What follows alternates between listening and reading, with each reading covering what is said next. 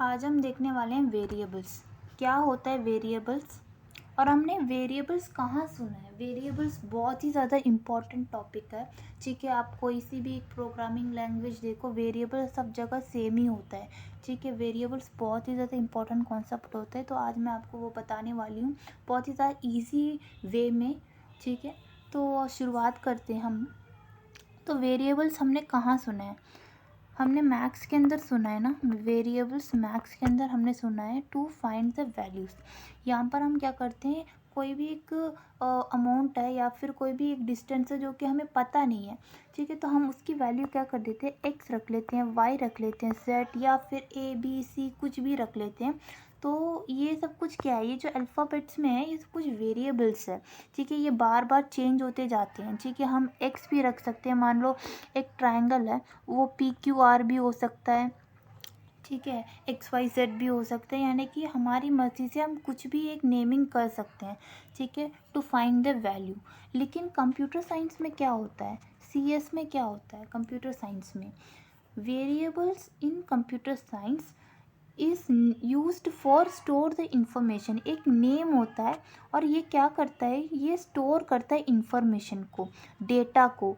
यहाँ पर और भी अच्छे से लिख देती हूँ, डेटा और इंफॉर्मेशन इन दोनों चीज़ों को स्टोर करते हैं। किस में स्टोर होता है, ये दो चीज़ें किस में स्टोर होता है, ये वेरिएबल्स के अंदर स्टोर होता है। ठीक है, यहाँ पर आप एग्जाम्पल में भी दे सकते हो, ए इज इक्वल्स टू 50। ये ए क्या है, ये एक वेरिएबल है। ठीक है, ये भी हो सकता है, आप कुछ भी एप्पल भी दे सकते हो, कोई भी नाम दे सकते हो। तो ये जो ए है ये क्या स्टोर कर रहा है, 50 स्टोर कर रहा है। और भी एक अच्छे आसानी लैंग्वेज में आपको एग्जांपल दूं, आपके घर में, आपके किचन में आपके मम्मा ने कंटेनर्स में, ये जो कंटेनर्स है ना, बॉक्सेस होते हैं, इसमें मसाला स्टोर किया होता है, पल्सेस स्टोर किया होता है, और भी कोई भी एक इंग्रेडिएंट स्टोर किया होता है। तो ये जो कंटेनर है, ये कंटेनर क्या कर रहा है, ये कंटेनर स्टोर कर रहा है मसाला, को प्रिवेंट करना है, प्रिवेंट कर रहा है। क्यों, अगर प्रिवेंट नहीं किया तो ये मसाला रैंसिड हो जाएगा, है ना। तो ये कंटेनर हेल्प कर रहा है स्टोर करने के लिए।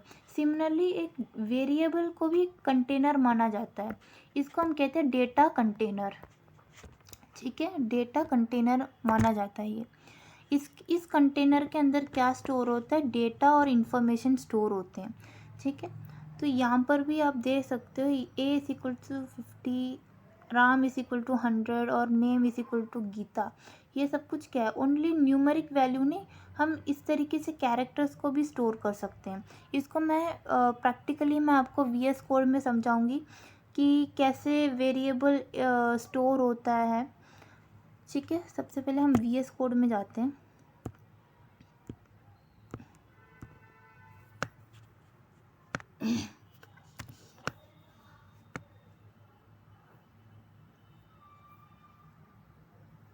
ठीक है, जैसे कि मैंने यहाँ पर ए इज इक्वल टू दीपिका मारा और प्रिंट ए, तो यहाँ पर मेरे को क्या शो हो रहा है, दीपिका करके शो हो रहा है।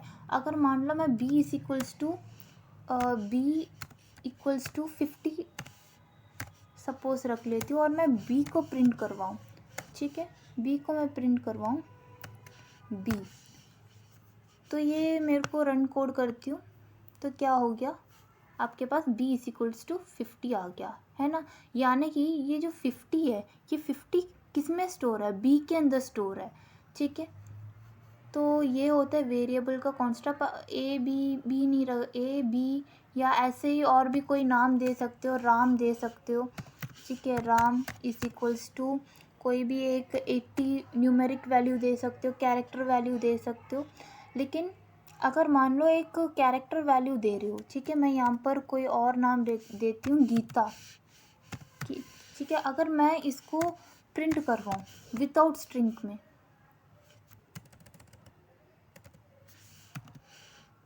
गीता को अगर मैं विदाउट स्ट्रिंग में प्रिंट करूँ, तो ये मेरे को क्या आंसर आएगा, देखो एरर शो हो जाएगा मेरे को।